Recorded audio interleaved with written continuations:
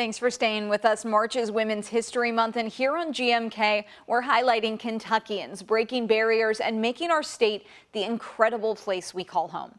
Today, we're learning more about a well-known name whose story goes a lot deeper than you might realize. So let's talk about Mary Todd Lincoln.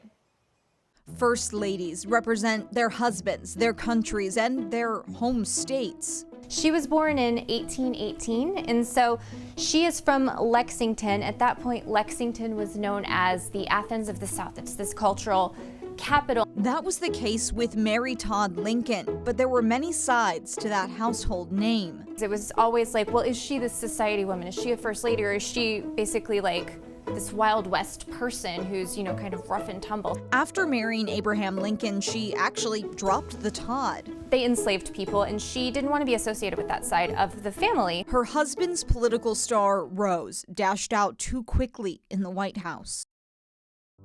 She went through a lot. She lost 3 of her 4 children. She lost a child of 4 years old, a child of 12 years old, a child of 18 years old.